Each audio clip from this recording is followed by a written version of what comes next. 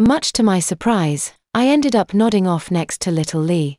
I checked my watch to see only about an hour had passed, and I briefly stretched my legs to prepare myself for the fun day ahead. Lee was still asleep, her cheeks rosier than ever. It felt a bit odd waking her because rarely had I ever seen someone look so at peace, and doing so would only disrupt that image. Nevertheless, I slowly approached her and placed my hand on her chest. "Lee, you awake, sweetie?" I whispered while gently shaking her with my palm. Her eyes began to open as she released a huge yawn. "You ready for a fun day out?" I told her, smiling. Her reply was a sleepy nod, but soon fully awakened once my hand started tickling her tummy. She spun and squealed, but to no avail as I took her once again into my arms. Finally settling down, we turned to look at one another. A calm pace of footsteps was approaching the two of us, and I turned to see the doorway. I knew it was Amber, but what I did not anticipate came as I began to look away. A tiny, squeaky voice rung in my ears as my face turned for the entrance. "Daddy," it squealed. My face spun back almost immediately after, and I looked to find the culprit of the sound. My line of sight came across Lee, who was still looking back at me with a wide grin. "Did you just?" My question came too late, since no more than a moment after I heard a door open behind me. "Marsh, you there?" A light knock followed. "Ah," I muttered as I continued staring at Lee. "Hey, you guys read. Are you okay?" Amber asked as she slowly made her way back into the room. "Huh? Oh yeah, I'm fine. It's just, I don't know," I replied, still in shock. "Oh alright, I came in a little while ago and saw you two sleeping. Just didn't have it in me to disturb you guys' little nap," she said, chuckling. "Don't worry about it." A long yawn enveloped me. My hands covered my mouth as I continued thinking about what Lee had just said. Did she actually say daddy? Maybe it was just more of her giggling baby talk. I rubbed my face in frustration. I decided to just let this sudden surprise go and focus on the next task ahead. "All right," I started, jumping back on my feet.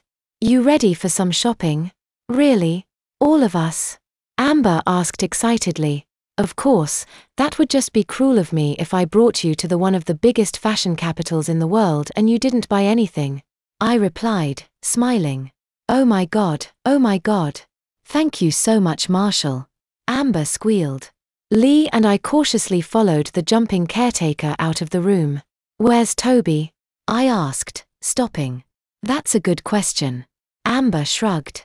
The brief look around ended once I found the giant lug snoring on the living room couch. A crossword puzzle lay on top of his eyes.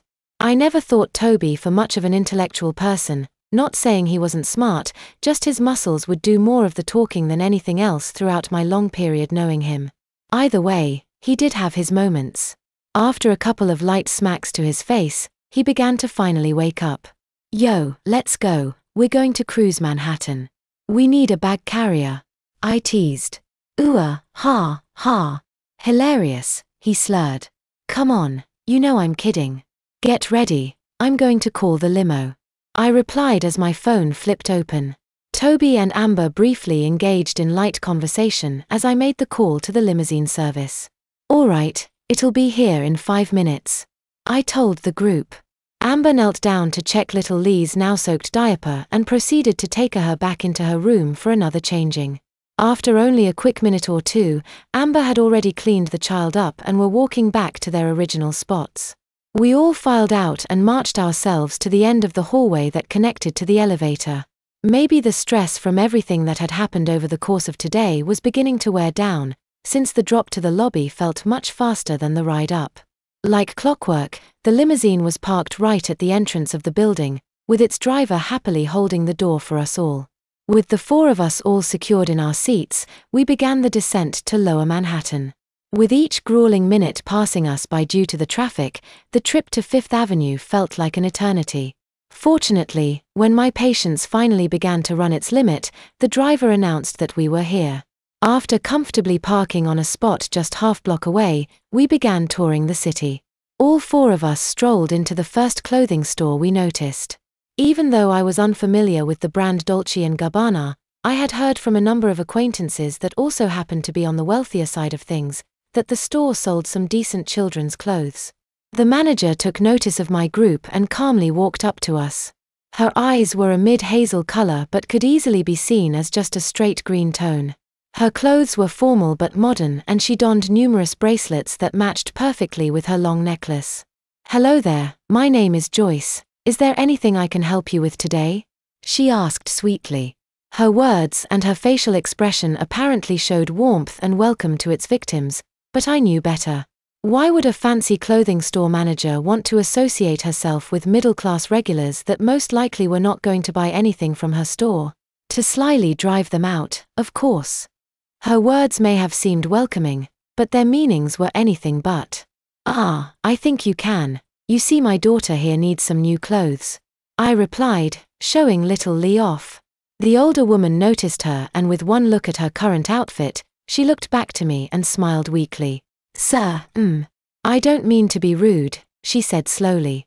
I simply kept my smile, overflowing with both negative and positive shock over how she didn't know who I was. "I don't think it might your best option to shop here," she explained nervously. "Oh, really? I thought you guys had children's clothes," I replied, playing dumb. "We do. I don't know if you can afford this brand though," she countered. I chuckled lightly. "Let's worry about the money after I find something decent for her to wear," I shot back as all four of us made our way past the manager and into the store. To be honest, I was expecting to not be initially recognized, but this was something else. I guess appearing in a designer store with nothing more than a basic t-shirt and jeans accompanied by 3 other regulars as well would deem you normal among the richer class of people. The older woman kept a close eye on us, as every time I would look out to her, she was keeping a cold stare on my group. Amber and Toby decided to split off from me and Lee as they both began looking among the aisles of clothes on the other side of the store. The next hour was spent gathering piles of clothes and trying them all out on my little girl. Many outfits were picked out because of its intricate and tasteful designs, but there were also some that brought about easier access to her diaper in case of changes. It seemed Lee's mindset on style revolved only on pants and shirts, as she looked fairly puzzled whenever I put her in a dress. Nevertheless, she really seemed to enjoy trying on new outfits and looking at herself in the mirror with them on, just like any other girl would. The two of us met up with Amber and Toby a little while later, and interestingly enough, neither of them returned with clothes in hand. "You guys didn't find anything you liked?" I asked, frowning. Amber's head lay low as she shrugged shyly. "Well, it's just really expensive," she mumbled. Toby nodded silently. "Yeah, we are in a designer store, guys." I chuckled as both of them raised their heads to face me.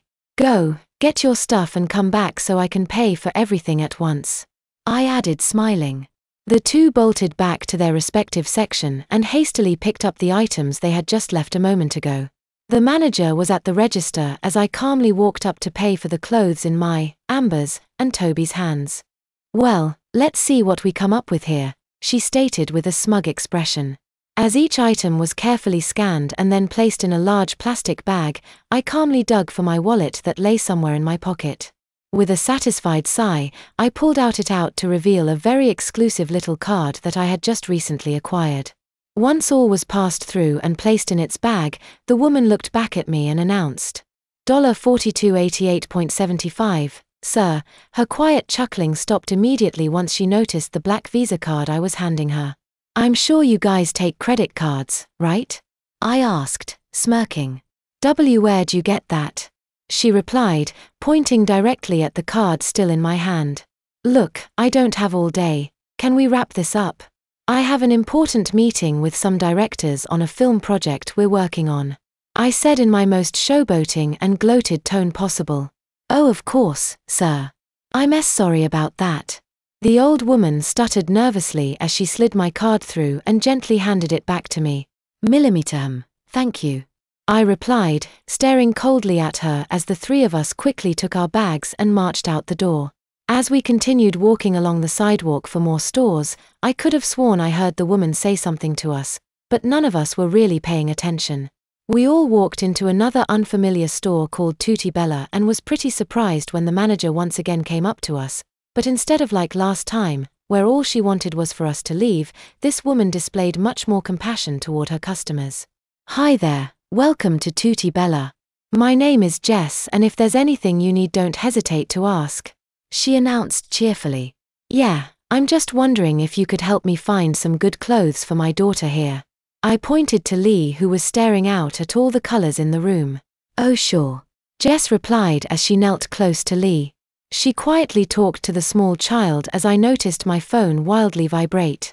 Stay with Lee, make sure everything's all right with her outfits, I whispered to Amber. She nodded as I made my way out to answer the phone call. Hey honey, what you up to? Stephanie's perky voice sounded. Stephanie, I'm kind of busy right now.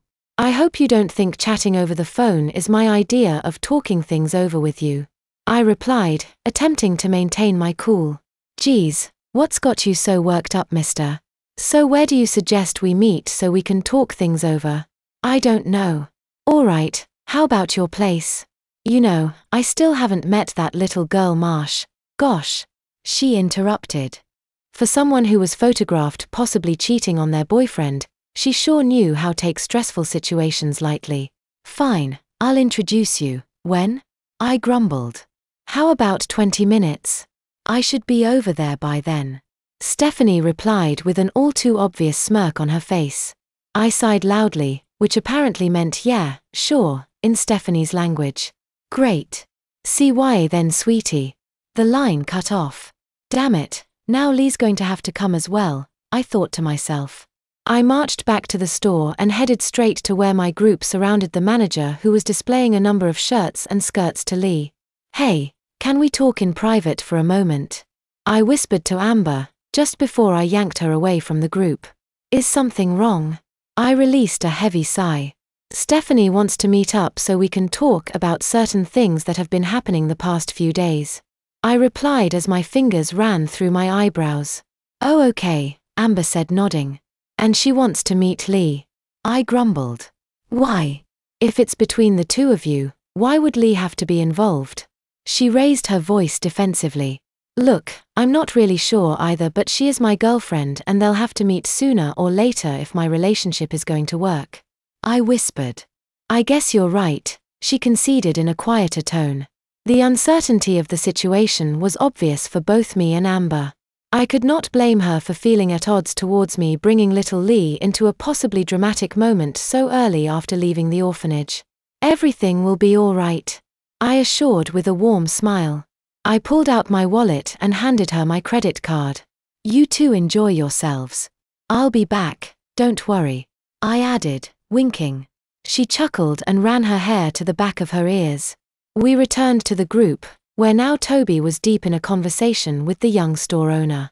I thanked her for the help and pulled Lee out. She did not say anything as we left the store and quickly after hopped a cab back to the apartment. The ride was long and silent, with the only sound coming from my teeth clenching and clicking. What is Stephanie thinking right now? Why was she taking this matter so easily while I was practically pulling my hair out for answers?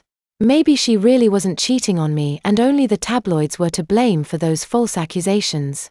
My thoughts were suddenly interrupted by the vibrating of my phone once more. It was Frank this time. Take it easy on Stephanie, Marsh. His text message read. How did Frank know that we were meeting together to talk?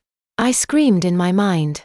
Something wasn't right about this whole thing and I needed to get to the bottom of it now.